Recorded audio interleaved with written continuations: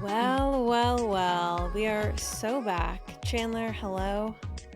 Hello. How are you doing? I'm doing What are you up well. to? I'm doing well. I just have been, let's just say, I have been dealing with some things on the home front, but it's not that exciting over here. You, on the other hand, have had a whirlwind beginning of the week. It's true. It's true. I've been jet setting, and by jet setting, I mean road tripping in a car. I went upstate to Six Bells on a little brand trip as like a tag along plus one to Courtney. I basically was Courtney's photographer for the last like day or so. This show is brought to you by Booking.com. Since 2010, they've helped over 1.8 billion vacation rental guests find places to stay. That's billion with a B. Head over to Booking.com and start your listing today. Get seen, get booked on Booking.com. Yeah, I have so many questions about this because you basically went as Courtney's staff. So I Yes. was kind of like, I know with these brand trips, they put a lot of money and investment into them, as an influencer. I've actually never been on one. So I've just, only seen it in photographs. But, there's like monogrammed things and it's just like a heavy investment from the brands. So I'm just so curious of what your experience was like as being like basically part of her glam squad. Like, were you eating a Subway sandwich in the closet during dinner? Did they throw you in the dish pit? Were you making Tink's cocktails? For what it's worth, Lauren, okay, I was only Courtney's staff, in Courtney's eyes. I was treated as one of everybody else. And I got like all the stuff, all the perks, and I was absolutely utterly spoiled. Okay. But I was not, treated as staff by A anybody but second class Courtney, really. citizen? Hmm. Oh, Yeah. interesting. Okay. And that's just like a role that I'm comfortable with. I've been kind of her plus one, her photographer in a lot of different capacities. And so this really just like paid off. I feel like this is what I've been climbing towards, is like actually going on Mhm. a trip, not Yeah. just, hey, you can come to this like, 2-hour event with me. This was like actually, this was like I've Right. made it. As Courtney's plus one, I have made it now. You paid your dues and you got all the way Yes. to Six Bells in upstate New York for one night. Mm-hmm. Mm-hmm. I'm super happy to hear that you are living a life very different than the one I'm living. You're Lisa Oh my Barlowing. gosh. And I feel like I can't connect to you anymore. It's gonna be hard for us to kind of find common ground, I think, moving forward. And that's something I wanted to just kind of like get out there. We should just try to get ahead of that problem. Maybe you and I could go touch some grass together, Mhm. or I don't know, just like something where we could like reach across the aisle, as they say. It's just gonna be difficult for you when you are jet setting with Blake and Ben and Anna Kendrick, okay? And then you have to, I don't know, get on the behind the mic and talk to little old me. I feel like it's gonna I be know. difficult for you. I know. And you know what, Lauren? I just have a lot more empathy for you now, because like it would be hard to be you. It would be hard to be you. It would have been hard to be you yesterday and today. And so I'm holding space for that. Just so you know, I am. Can I actually share that while Chandler was on this very glitzy brand trip being pampered, Chandler, let's just say this morning it was interesting. So I woke up to an email saying that water is out in San Juan, Puerto Rico, where I live. There's some like major issue with Aqueductos, Puerto Rico. Okay. Okay. What does that mean that water is out? That's interesting. You like live on an island. What do you think water would be in? Well, that's definitely not how it works. You can't just, hook up a pipe to the ocean. Grateful you're not weighing in on infrastructure here. But anyway, no, so essentially, I don't know, they're doing some repair to the water facility. And because of that, water is out in a lot of places in San Juan. And luckily, we live in a building where if electricity is out or if water is out, we don't notice because we have a generator and a cistern. They just automatically turn on. So sometimes I will get emails from people or texts, or some people will DM when like there's news saying like, oh, Puerto Rico covered in darkness as widespread power outage enters sixth day or whatever. Those news articles are always like crazy overblown, by the way. But long story short, this morning, however, it was a real crisis for me because the pump that like, I don't know, powers the cistern or gets the water from it to your apartment, it is not working, and that had to be repaired, and let me just tell you, Chandler, life goes to hell in a handbasket quickly when you don't have access to water. Wow. Amazing perspective you've gained today. Congratulations. I feel like applauding you. Hashtag this is a crisis really did occur this morning in your life. I hope that Bethany was able to get her, get her ass on her private plane and get there in time. Oh, please. Sorry. Were you going to say something? Yeah, I wanna say that do you know what you can't do without water? Use the toilet? Yes. Like, and that's an immediate need for someone like me that pees every 30 minutes. So, Like, can't all you of a just sudden, I'm layer holding the it. pee? Ew, ew, ew. Number 2 is a whole other story, and I'm not gonna get into that, but I think it would be fine if for a few hours there was pee resting in I the toilet. I'll just I say it. really couldn't stomach that thought. Everyone may say I've changed after this trip, and I'm different now, but I just want you to know I'm the same girl who doesn't necessarily always flush after she goes pee in the middle of the night, and that's fine. So, I will say, I just want everyone to know that little known fact, Chandler at her house in the restroom, there's a sign saying, "If it's yellow, let it No. mellow. If it's brown, flush it down." Because she's Absolutely very do not have that crunchy. sign, but I'm just like, if it's the middle of the night, I'm not gonna wake myself up more by flushing with if it's just pee. And I wasn't expecting to get on the horn and talk about this today, but I'm like, this is who I am. And yeah, once again, people may say I've changed and that I'm different, but I'm not different. Like, I'm still gonna be Okay. me and honest and raw. I have changed, and I cannot bring myself to let it rest, and so I was Mm. holding it and searching hotels frantically because I just this Wow. was gonna be too much to bear Wait, for me. you literally were holding your pee like, you didn't even go once? It would be one thing if No, well, I mean, we're not on the same page about this, how we would have handled this crisis, hashtag this is a crisis, but you didn't even go one time and then have a second time come around and, to let that be the driving crisis. Do you know what I'm saying? You didn't go once? I couldn't bring myself to soil the bowl, I really couldn't. Oh gosh. We are different. Please don't use that type of language around me. So I'm just, like, furiously looking up hotels. I have to I mean, stay here for 2 more days because I have a thing tomorrow, and so, anyway, however, can't you luckily go in the sink? You've done that at my house, haven't you? okay, please don't out me, Chandler. That was the one way Chandler and I got through, me staying at her apartment in New York City, was basically peeing in a cup so that I didn't have to, like, tiptoe through her bedroom in the middle of the night and use the restroom in her one bedroom, one bath apartment. So, yeah, I did do that, Chandler. Desperate times. Desperate measures. So you do that in someone else's house, but not your own. I'll be honest, I thought about it, but it just didn't seem like a permanent solution, you know? Like, I was just like, Yeah. "I need to get out of here." Anyway, the water came back on. They fixed this situation. So, all is fine, but I won't survive in a world where civilization has fallen. That is very much apparent to me. How long were you holding it for?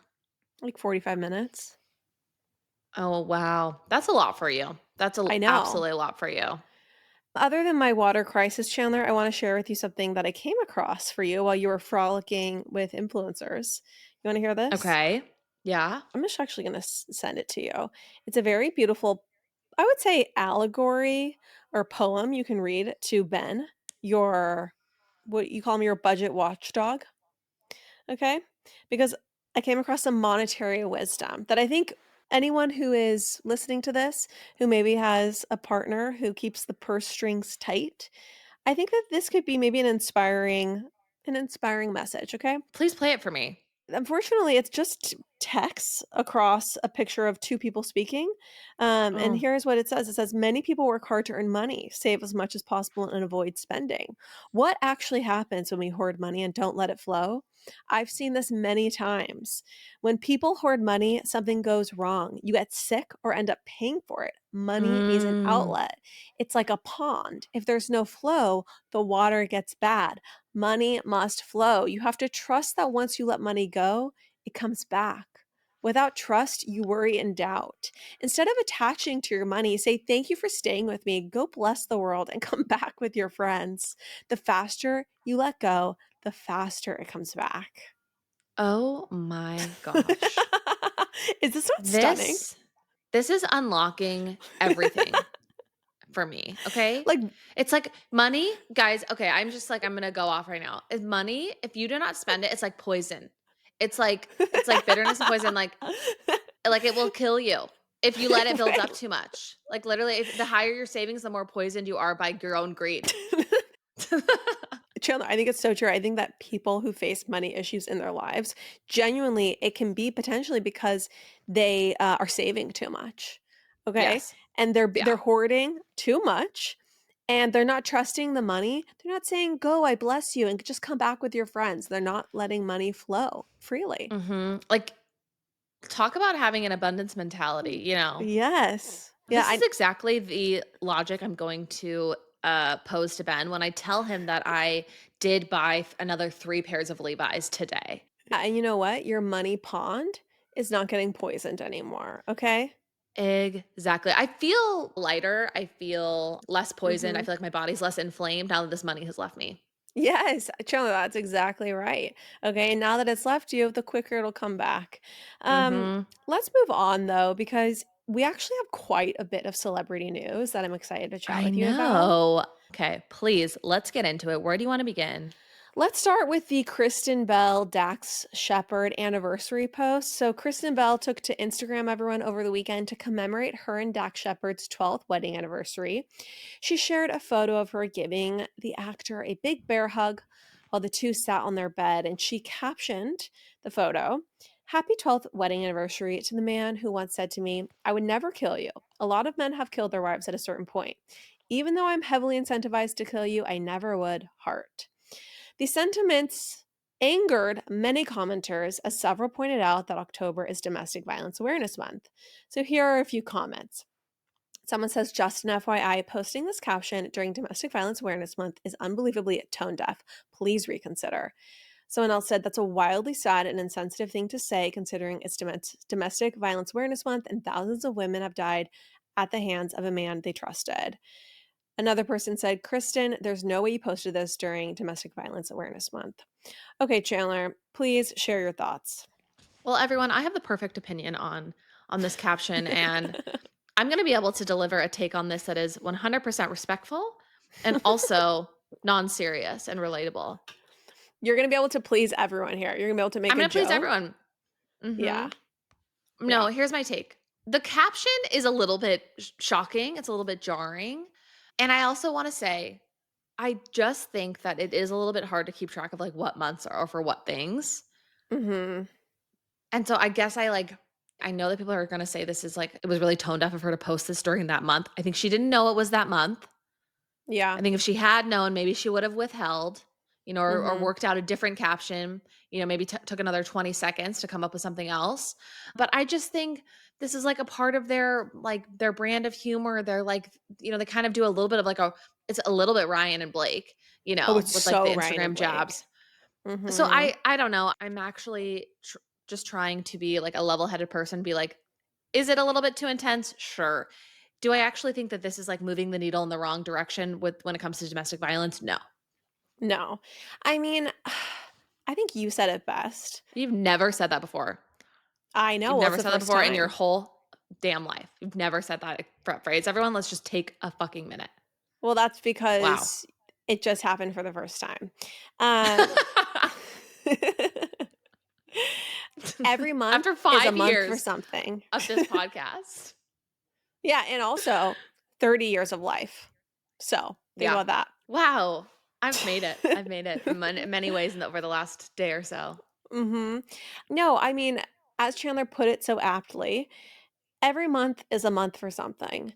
And I just feel like there's just no way Kristen Bell even is aware of what month Domestic Violence Awareness Month is. I didn't know that until today that it's October. And I feel tone deaf even as I continue to give these remarks, but I am going to aim for just being candid on this program. Yeah.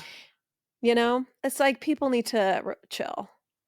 She's a good person. I actually think there's like more gravity to getting upset about this just in general versus being like, how dare you say this during this month? I know. It's That's almost such a like good point. just we shouldn't make this joke. I would almost have more respect and I would take those comments to heart more because it's like maybe we just shouldn't be making jokes like this because so many people do face this type of, scary violence. But when you want to say, well, during these 30 days, we really shouldn't joke about this. When actually nobody pays attention, I feel like to what months it is because every month is, I feel like it's 10 different Right. months every month. No, exactly. It's not even just every month, it's a month. It's 10 different months every month. Chandler, Yeah. wow, you're saying a lot of things very well today. I'm very impressed. Once again, everybody, I have OCD. I think I saw on like one of the OCD accounts that I follow, it's like OCD Awareness Month. And even I was like, do we need that? Exactly. I also read a comment and someone said, "It's a joke that they watch Dateline together every night in bed and talk about the cases and stuff, so that's why he made this comment. They are even good friends with the Dateline host. It's just an ongoing joke with them." And I can see this comment being made in this context, right? If you watch Dateline a lot with your spouse, like then all of a sudden this kind of dark humor doesn't have such a malevolent overtone. I think the first sentence is kind of like it's dark humor or whatever. I think it's when he says like, even though I'm highly incentivized to kill you, that's where it like goes a little too far, Gets a little But weird. that to me is where I'm like, oh, it's not even like funny. It's actually just like kind of dark and true, because Yeah. of the world we live in. But I think also Kristen Bell and Dak Shepard, I think they're good people, everybody. I know You some people have do? issues with him. Yes, I really like them. I mean, I don't listen to Dax like I used to, but and maybe people are going to come for me because of this, but I like the two of them. I'm happy that they're like still married. I root for and I champion every couple in Hollywood that is still together. Like, I don't know. See, I just want to like let's just applaud the people who are sticking it out. I struggle with Dax Shepard. He kind of seems to me like the Ben Affleck to Kristen Bell's Jennifer Garner. You know? Like he kind of has No. this. Really, is that wrong? It's a wrong take. Yeah, it is the wrong take. Dax can be annoying. And like, I mean, it's rich for us to say because he actually has like a wildly successful podcast. Mhm. But I found his podcast to just start getting a little bit like redundant. Like I was kind of hearing the same stories from him over and over again, which is I'm sure what will happen with us eventually. But he's quite like a thoughtful guy, I would say. Okay. And I like he like worships Kristen. Oh, he does? Yes, yes. And I think I too have a lot of respect for him. He's like sober. Yeah. Yeah. I don't know, Lauren, Okay, maybe do fair. your homework before you judge a book by its cover. You know what has really colored my opinion of Dax Shepard, and this is gonna sound insane, but it's the intro to the Goop podcast because there's a soundbite from him where he says, "We didn't find the one, we found people we respected and we made it the one." And it's just kind of like the most it's just That it's bugs you a just lot? that bugs me a lot. I don't mind that quote. It's so non-romantic It totally is non-romantic and it's not exactly the letters we want penned to us by our, by our betrothed. I guess we're married now, so or betrothed. I don't want Ben to say that to me, and like some type of romantic overture. But I Right. think that it shows that they've been through some stuff and that they like really love each other. I think, and Yeah. I don't know. They're also, I respect them a lot because they don't show their kids at all on social media. And I Yeah. feel like they were one of the first couples to do that. I don't know. I root for them, everybody. Come for me if you want to come for me. My DMs are No, open, I but I appreciate root it. for them.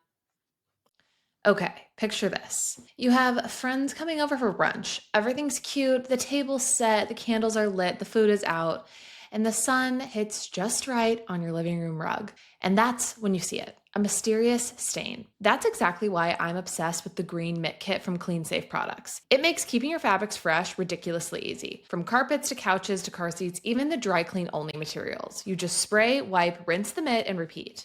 It's non-toxic, fragrance-free, and made with just 3 ingredients, so you avoid the nightmare of getting bleach spots. And because it's soap-free, there's no sticky residue, so stains don't just magically then reappear the next day. One bottle of the concentrate makes up to 16 full-size bottles of the soft surface cleaner. Try it risk-free. CleanSafe Products offers a 30-day money-back guarantee, no questions asked. Go to cleansafeproducts.com/pop now to get $15 off the green mitt kit. That's cleansafeproducts.com/pop for $15 off the world's easiest soft surface cleaning solution. You know how every house has that one spot that you think about all day long? Well, for me, that's my bed. It's my little sanctuary. It's my post 5 p.m. dreamland. I swear, the second I crawl under my cozy earth sheets, it's like I'm in my own little cocoon. These sheets are made from viscose from bamboo, so they actually breathe with you. There's no overheating, no waking up sweaty, just smooth, temperature regulating perfection. I sleep cooler and I wake up feeling way more rested. Anyone who sees our bedroom automatically gets my spiel about Cozy Earth, how they've changed my life and my sleep forever, and how I will never, ever go back. You can even try Cozy Earth risk-free with their 100-night sleep trial and a 10-year warranty. But trust me, you're not going to be returning these. Head to cozyearth.com and use my code POP for 40% off. And if you get a post-purchase survey, make sure to let them know you heard about Cozy Earth right here, because your bed should be more than a place to sleep. It should be your happy place. Cozy Earth makes that possible. Okay, well, let's get into the next just quick thing, which is that Skims has released what people are calling a merkin. I actually don't understand what the word merkin means. Do you? It's like man Birkin, but I know that's Y- wrong. Yeah. I don't know. Maybe Anyway, I think we're not plugged in enough to like sexual stuff. that's definitely true. But Skims has released a thong with faux pubic hair. Okay. On the Yes, front. I've ordered every color. That's why it's sold out. It's just so funny because this is now everywhere. We are talking about it. Everyone is talking about it. And people are just very much flabbergasted. Why would they release this? It's so ugh. And it's interesting that it's just working so perfectly for why they created it in the first place, which is to get Mhm. people talking.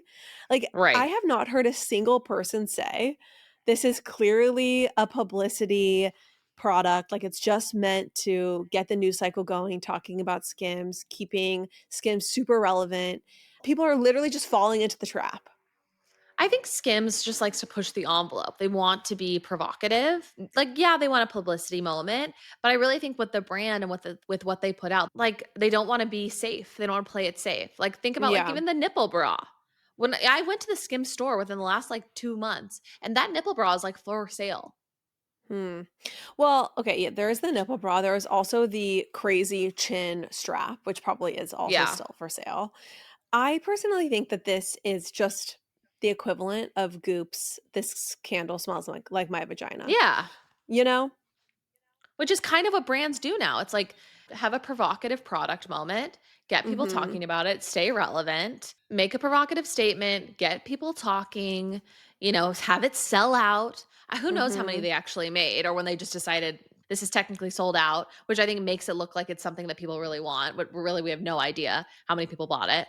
No, exactly. Also, if you remember from Amy Odell's book on Gwyneth, whenever they would release some crazy product and it would drive a lot of publicity and articles, it would drive website traffic. And a certain Yes. percentage of people who come to the website just happen to go, oh, they just happen to buy Mhm. something. They happen to start clicking around and they happen to buy something. So Totally.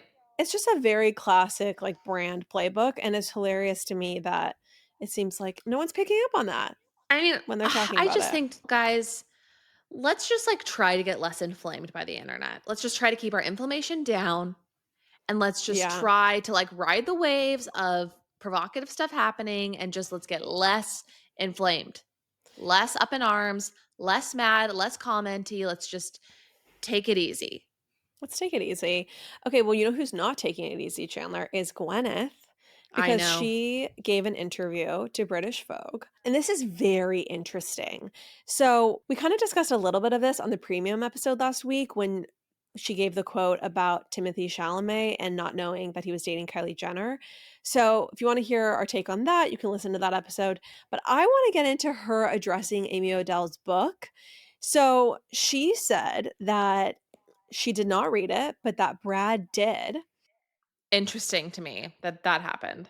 Yeah, and this is what Gwenna said. She said that Brad said, "It's as if somebody put in a prompt in ChatGPT and said, 'Mine every Daily Mail article and write a biography about Gwyneth Paltrow.'" She was deeply unimpressed. Her default setting of low-key mirth momentarily replaced with frustration. "She totally missed everything," Gwyneth said. "The truth of who I am, what my impact is." Brad was like, "It's just bad. It's really badly written." She also says, "I think it's very sexist." I was like, "Okay, hang on a sec. Why do the men get Walter Isaacson and I get this hack?" I mean, this is very juicy to me. I did not like the fact that she said that. Insulting Amy. Yeah, I just think it's like this hack. Amy's not a I mean, she wrote about Anna Wintour. It's not like She got Colleen Hoover, no offense to, CH.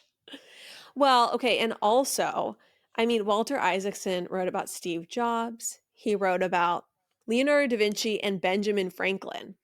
Okay, might as well have written about Einstein. This is kind of a rarefied company to Gwyneth to put herself in. Not that honestly, Yeah. Gwyneth hasn't had more impact on me than all of those people, but I will say to humanity and culture at large, I'm not sure that Gwyneth is really in the Walter Isaacson sphere. And I think it's kind of rude. I think the word hack, Mhm. I don't know, it feels gendered to me. I think that it just is not the way to play this. Like, the best way Yes, to play it is completely. to never discuss it and just act like you do not care. Just be completely above the fray. And I think at this point, she should kind of be a masterclass in ignoring things people say about her. Yes, And so I think the fact that, completely. like, she really feels the need to speak out about her thoughts about the book, several different times. It must be kind of like eating her up inside to some degree. And I say this as a person who adores her and Mhm. who really wants only the best things for her. But I wish that she was just more like, whatever, people are gonna write. I wish she took more of just like a laughing approach to it, not so critical of the fact that people are writing about her, I guess. Does that make sense? Yeah, I mean, I think that if she wants to say anything at all, it should come across that she is just laughing it off for sure. I think that's the best way Totally. to play it. And she does do that sometimes, you know? Yeah. Yeah, absolutely.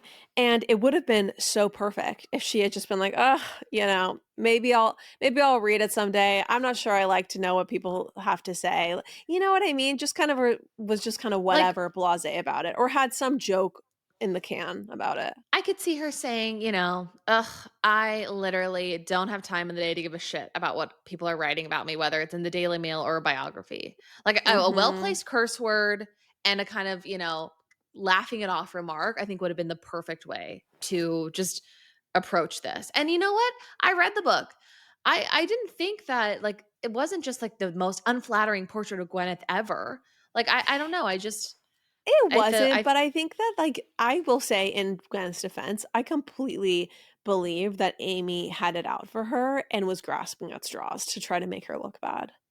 Like, there was so little substance in there into the ways that she tried to make her seem yeah. catty And and seem like a bad businesswoman, and I don't know, I just for me, it felt like Amy didn't get access to Gwyneth and then just decided to not like her, or just, well, just that made her not like her, and that spun the narrative. and in all fairness, like, I'm just approaching this as, like, an audience member, as somebody who, Mhm. like, loves her no matter what, basically. So I'm like, I take the book at the good, and I kind of, like, disregard the stuff that I knew was, like, grasping at straws. Yeah. But I think if you were Gwyneth, it would be like, this person wrote a tell-all book about me that was full of lies, or at least, full of incomplete truths. Yeah, I mean, I don't think anyone would want to feel like someone was talking to a bunch of people from your past and trying to paint a portrait of you in bad faith. Mhm. And so I totally understand where she's coming from. I just don't think this was the way to play it. Yeah, agreed, agreed. You know that feeling when you go to do your annual checkup and they do the same 5 tests, but you just still want to know a little bit more about what's happening on the inside? I have this feeling often, and it's exactly why I believe in Function Health. It's the only health platform that gives you access to over 100 plus biomarkers. We're talking hormones to toxins to inflammation and stress, so you can actually see what's happening inside your body and start doing something about it. What's also wild is how much they can detect early, like autoimmune markers that most routine checkups totally skip. And tests like the antinuclear antibody screens, rheumatoid factor, and thyroid peroxidase antibodies. Function gives you access to these advanced tests so you can detect imbalances early, protect your energy, and support long term health. Learn more and join using our link. Function is a near 360 view to see what's happening in your body, and our first 1,000 listeners get a $100 credit towards their membership. Visit www.functionhealth.com/popapologist or use gift code popapologist100 at sign up to own your health. Okay, so brace yourself. We are officially 64 days away from Christmas. 64. I know. It feels like we just finished celebrating Labor Day, and now I'm supposed to have my house totally ready to have guests for the holidays. The good news is that I've started my holiday prep early this year for once, and Wayfair is completely saving my life. I just got this gorgeous Cuisinart Chef's Classic 7-piece stainless steel cookware set, and suddenly I'm out here sauteing things like I'm on a cooking show. Do I know what deglazing a pan means? Not really, but do I look like I do? Yes. And you know what? That is half the battle. I've also got my eye on a KitchenAid mixer. I love the ones with the wooden bowls because baking cookies from scratch sounds a lot more impressive than store bought, even if I still end up kind of messing up and burning them half the time. Wayfair seriously has everything from furniture and holiday decor to appliances and cookware. Get organized, refreshed, and ready for the holidays for way less. Head to wayfair.com right now to shop all things home. That's WAYFAIR.com. Wayfair, every style, every home. Well, you know who else has something to say, okay, about their own history? Who? J.Lo. Okay, so J.Lo Mm. was chatting with Howard Stern and she was talking about her love life. And he asked her, he says, let me actually, I'm just going to play it. Do you think you've truly been loved? No. No. And do you think you really have experienced loving someone? Yes. You have. Yeah. And when you can't get that love back, What I learned, it's not that I'm not lovable, it's that they're not capable. they can't love. They don't have it in them. They have They no- need to appreciate the little person inside of They them. have They little need to to love give. them. Yeah. You've been in a relationship with And people. they gave me what they had. Right, but They it's gave not me enough. all of it. But- Every time. But it's this much. It's a All the little bit. rings, all the things I could ever want. Right. They tried to give me the houses, the rings, the marriage, all of it. But They didn't love you they didn't, and didn't know you. and I didn't love myself. Right. It's tough. This is some journey, right? It is. And you know, I was thinking about your music. Most of your songs are about love. They really are. They're all And- about love. Okay, Chandler. You know Well- what? They're all about love. You're right, Howard. They are all about love. Well, you know, Chandler, who has something to say about this? Oh, I saw Lauren. I saw who had something to say about this. So, J.Lo's ex, her first husband, fired back in a six-part Fired back? He did. You mean he called up, I'm sure, a tabloid and was like, if you give me $600, I'll give you, 4 paragraphs on this. No, even worse, Chandler. He went on the notes app on his phone and drafted his own formal response, Stop. which he posted. Wait, you haven't seen this? Which he posted to his Instagram. I read his statement. I didn't see that it was via notes app screenshot. So I might have that wrong. It might not be via the notes app, but he posted a graphic on Instagram, which would be even worse, honestly. Yeah, agreed. Of his exact response to J.Lo. Okay, so I'm going to read this. Actually, Chandler, why don't you Please read it? do. Okay. Wow, Lauren, you weren't kidding about this image. It's actually a very moody still of what looks to be ocean water, black and white, and then there is IG text over it. It's an IG font. So it says, "This is in reference about the recent interview on the Howard Stern show." Oh, sorry, she said Howard Stern. He's spelling things wrong. Yeah, selling is not his strong suit. So this is basically text overlaid on a moody image. Yeah. Okay, so everyone, you I'm think- reading the text. So he got into Canva to fire back. No, I think he went into stories maybe, and then just I could walk everyone through a demo of how I think he did it, but we'll save that for the Global Elites episode. Okay, back from the top.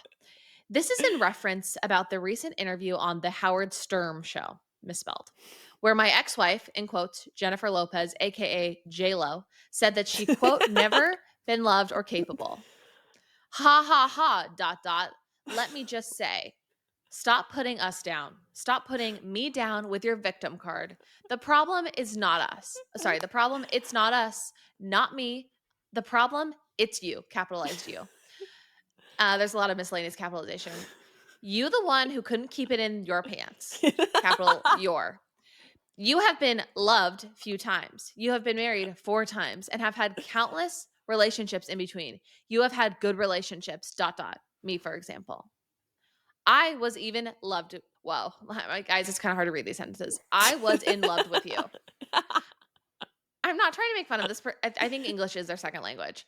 Yeah, I speak literally nothing but bad English myself. Yeah, we don't speak a second I misspell language. things. And Yeah. the fact that this is a second language, much respect. Yeah. I'm laughing at how insane this message is. I don't care about the misspellings and mispronunciations. I'm just laughing at how nuts this is getting. I mean, it's incredible. We're now on slide 4 and we're looking at wall to wall text. I even move out of state, leaving my job, my family and friends behind to support you, to love you, to protect you and care for you. I'm an amazing, loving person, great human being, honest, faithful to you, never lied, never misbehaved, never cheated on you. I was too good for you. Good all caps. I'm too good of a man for you. But you chose fame and fortune, both all caps, moving a part of our relationship. You decided to lie, to cheat on me, and even though I stayed, I even tried to keep the marriage going and alive. You even begged me to stay because at the time you didn't want bad press about you caring more about your career instead of saving the marriage, and I stayed. But when the fast line of your career, stardom, not caring about me. This is a little difficult to read once again. You wanted me to continue on cheating and lying. I think he's saying, like, when the fast life of your career/stardom came, you didn't Yes. care about me. No, I know. We do need to like a little bit of like a deciphering that needs to be happening. You wanted to continue on cheating and lying. I couldn't stay anymore and deal with the constant lying. That's why I left you and that's why I divorced you. Capital D, capital Y. Tell the truth for once. Let people know that you're the problem. You should be embarrassed, capital E, ashamed of yourself. I mean, this is what we need celebrities' exes and celebrities to do when their ex says something about them in the Yeah. media. They need to Yep. fire off their true thoughts. Wait, everyone. We need to also just ground everybody in the fact that so we're talking about Jennifer Lopez and Onaji Noah. They were married for 11 months. And your point being? It's long enough to know a person. It's long enough to know what they care about. I mean, I have so many thoughts on this. It's pretty insane that he is taking her to task on Instagram publicly. You know what? I kind of want to borrow some of this language for my next email about Lamp. Tell the truth for once. Let people know that you're the problem. You should be embarrassed, ashamed of yourself. Mm-hmm. Like, what are they going to say? For anyone who doesn't know what Chandler's talking about here, she is currently going to bat against a company that sold her a sham lamp. That's the only way to describe it. And I'll just leave it there. You can listen to our Global Elites app if you're interested. This is galvanizing language, and I'm going to be borrowing it for my next email. I mean, he's not wrong, right?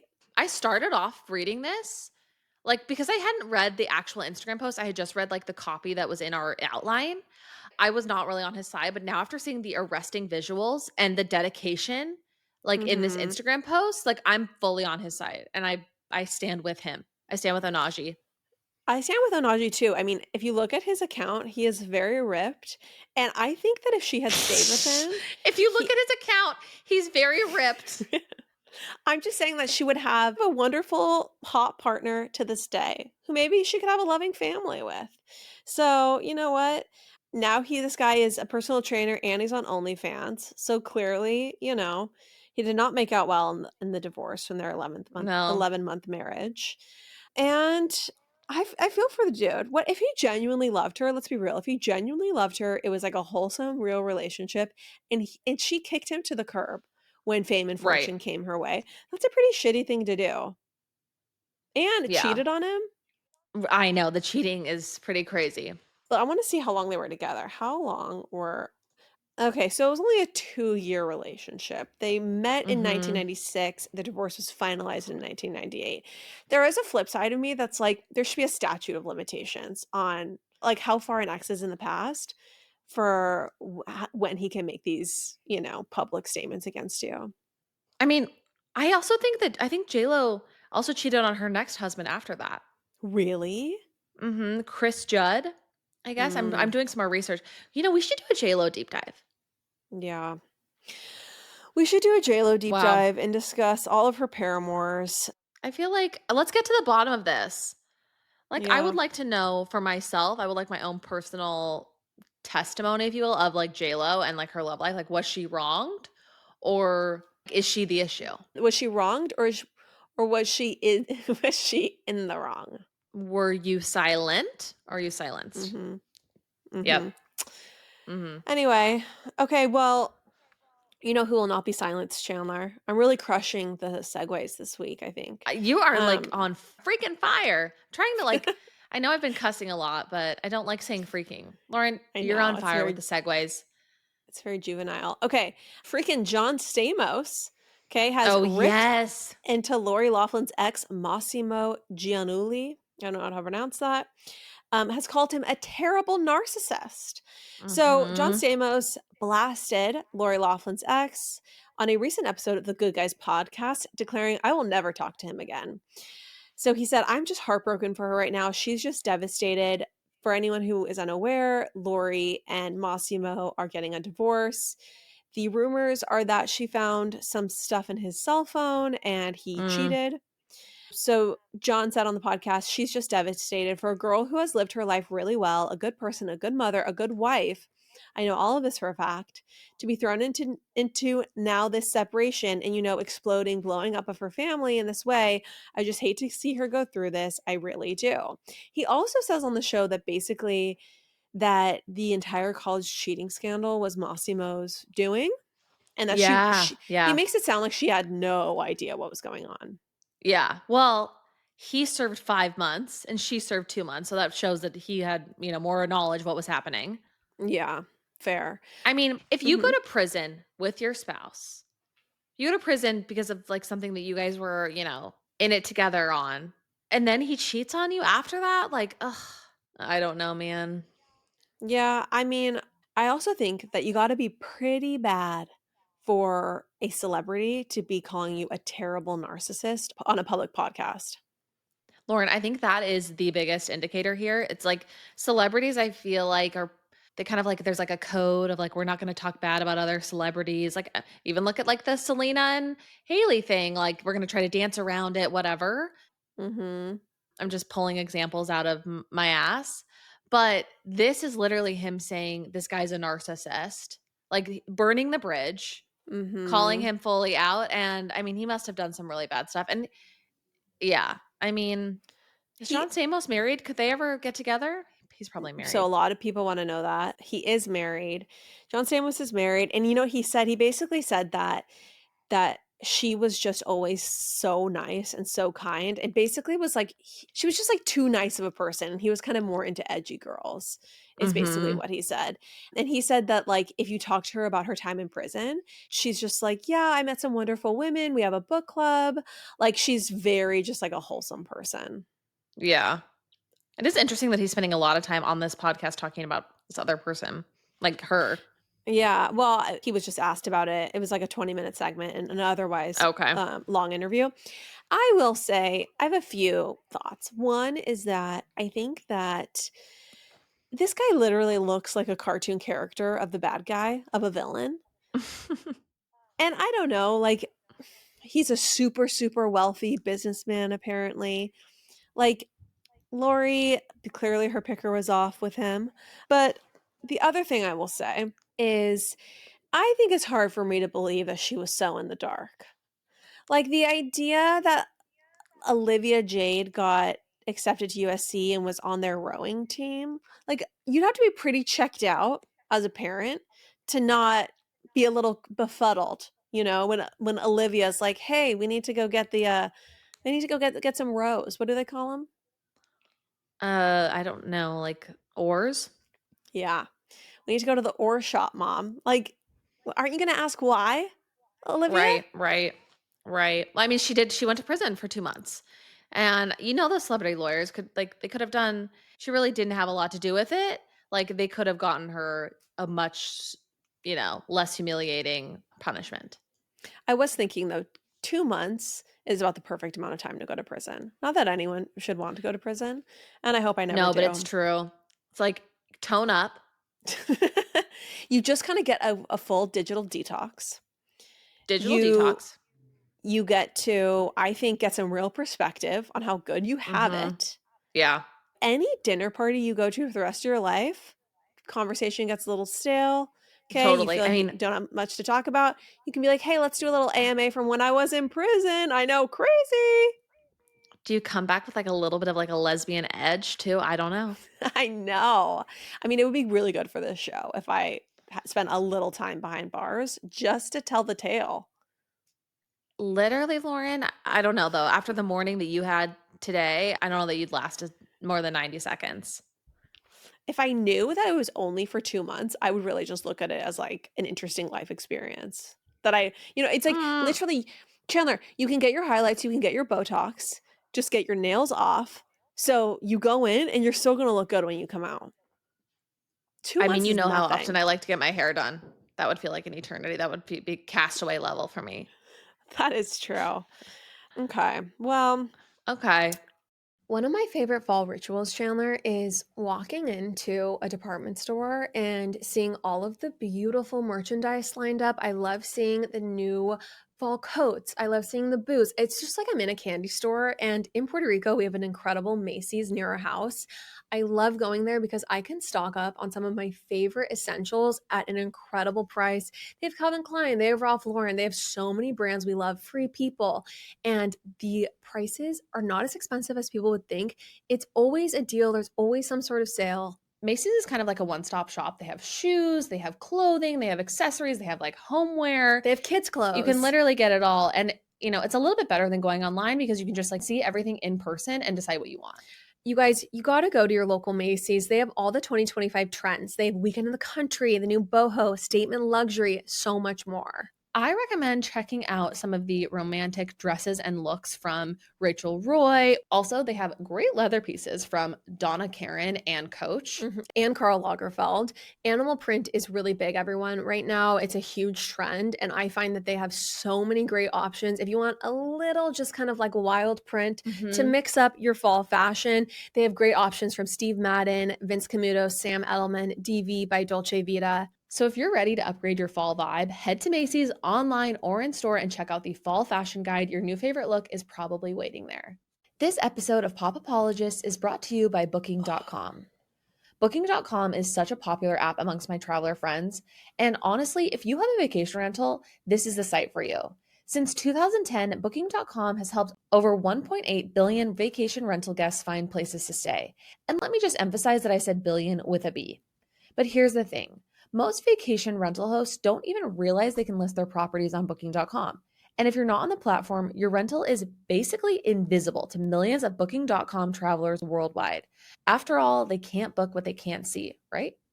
Your rental property will be viewed by a massive global audience of unique travelers. Whether your rental is ideal for the solo traveler, big families, or just some friends getting together. You can register your property in as little as 15 minutes, and nearly half of hosts get their first booking within a week. So, if your vacation rental isn't listed on Booking.com, it could be invisible to millions of travelers searching the platform. Don't miss out on consistent bookings and global reach. Head over to Booking.com and start your listing today. Get seen, get booked on Booking.com. Let's talk about someone else who might end up in prison. Okay, we're segueing yet again, everyone, because Okay, this the one founder was more of an 8 out of 10 than a 10 out of 10, but it's okay. It's okay. He might get more than 2 weeks, though, because the Mango founder's son is now a suspect in his death. So in December, Isaac Andick, the founder of the behemoth fast fashion company Mango, died while hiking with his son in Spain. Per the BBC, the 71-year-old billionaire slipped and fell nearly 500 feet off a cliff. Police initially ruled his death an accident, but now local media outlets say that officials are investigating the death as a possible homicide, and Isaac's son, Jonathan Andick, is the suspect. So Jonathan, 44, serves as vice chairman of the board for Mango Fashion Group and has worked for the company since 2005. Initially, Jonathan was treated only as a witness in the case, having reportedly told police he'd been walking around ahead of his father when he heard the sound of falling rocks, turned around, and saw him fall to his death. But he's now being investigated due to alleged inconsistencies in his statements to police. Apparently, other people authorities spoke with described the father and son's relationship as bad, and police are planning to take a second look at the evidence, including his phone records. One thing I would like to point out that I think is fascinating here. Mm-hmm. This happened in December. We are almost coming up on a year. Yeah, that's a What good has point. come to light? What has come to light? What clues have been uncovered? I mean, I think they say in this article, like there's inconsistencies, I should say, with his account of what happened.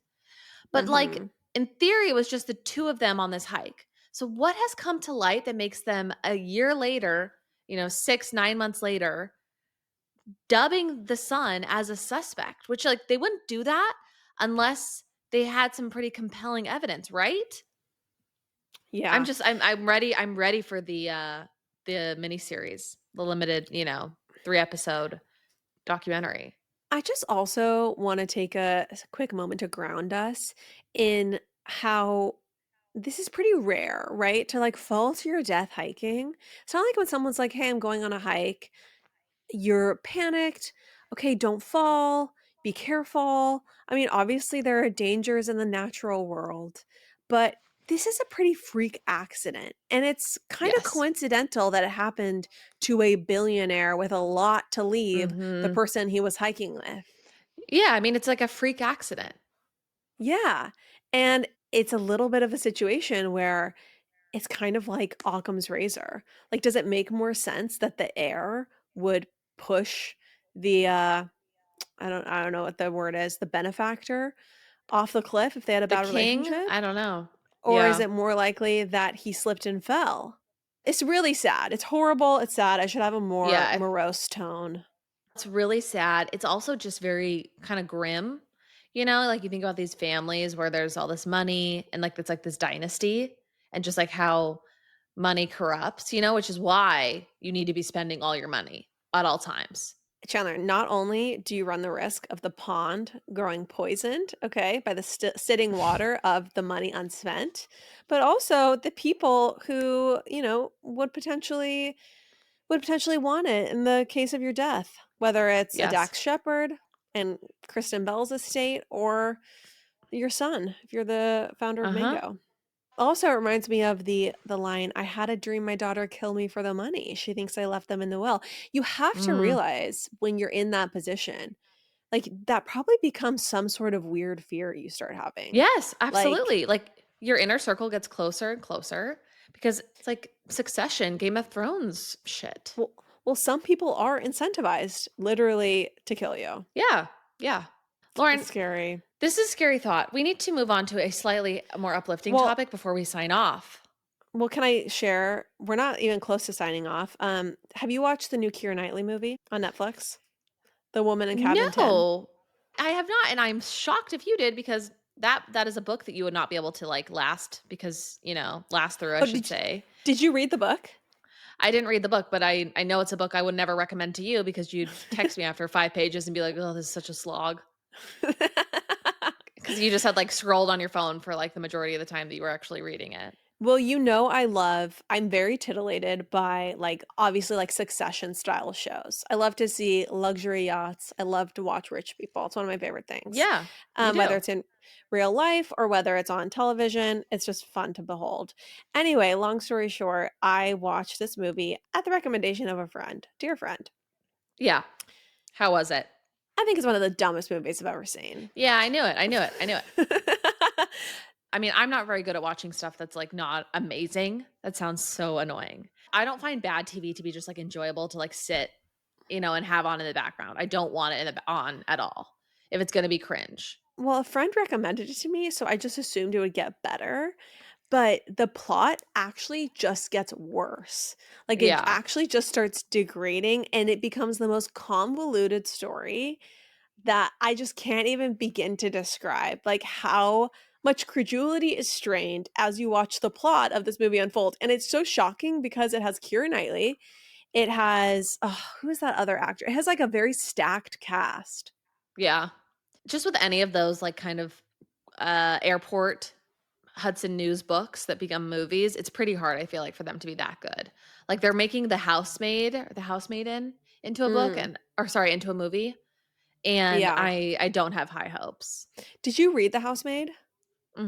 Yeah. Did you like it? I read it fast because I was like dying to know what happened, but it was very far-fetched. Mm, yeah. And I think like I was like I'll not like I didn't read number 2 because I knew Right. like it was just going to be some other crazy scenario that's not Yeah. real at all. Like I want something that feels very possible, which is kind of sad because that's like those are the shows that like literally I'm just now going to go on a small tangent Yeah.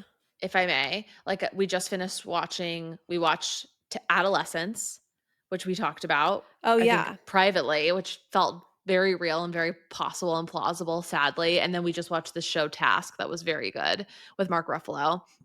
And all of it feels very real, and those are the shows that leave me crying because I just think about how much hardship and sadness and, how many terrible unknowns there are in the world, and that's kind of the TV that I reach for, No, personally. that's why I like memoirs so much more than I like fiction for some reason. It's Mhm. just because I just find that I'm actually learning something from it. And it just feels like the stakes are so much higher and I'm so much more interested because what I'm hearing about actually happened instead of something that's like so ludicrous. Yeah. So I don't want to give a or actually I'm going to give a little bit of a spoiler. And so if you don't want to know kind of what the reveal is, don't listen to this part, fast forward.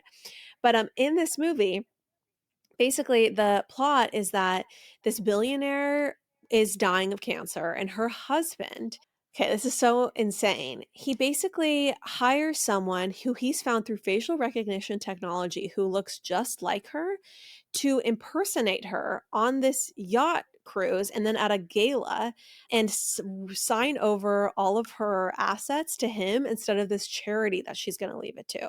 So Oh. he murders his wife, okay? And then Keira Knightley hears him in the next room over killing her. He throws the body overboard, and it's only a super, it's a boat of like 10 guests, okay? And then he trots out this impersonator for the rest of the trip who's going to pose as Anne, his wife. And it's like, Mm. people are gonna know. They're gonna know. Like, she's gonna have a Yeah. different voice. She's gonna have slightly different features, even if they look alike. You wanna know what strains credulity the most in any book or in any movie, any work of fiction? It's this facial recognition software. Like, N it's like we can just get a camera that'll zoom in on somebody's face and it'll automatically identify who it is and, all their lookalikes and everything like it's just I don't know, maybe the government does have access to stuff like that, but I think that's the most like spy Mhm. matrixy technology that just does not exist, I don't think. I don't know. No, and also the idea that this person would agree on some level to this scheme, it's all so ridiculous, and it even gets worse from You know, there and more ridiculous. I'm not gonna name names right now, but I tried to get AI to put a celebrity in a certain photo with me and friends, and it wouldn't even do that for me. It was like, "This goes against Why? my What code of conduct." oh my gosh, the freaking ChatGPT's code of conduct is such a buzzkill. I was like, "Well, could you put a lookalike?" And they were like, "Sorry, can't help you. This goes against my code of conduct." It's I was like, so "Somebody who looks annoying. akin to this person." Yeah. Oh Anyway, my it's gosh. pretty annoying.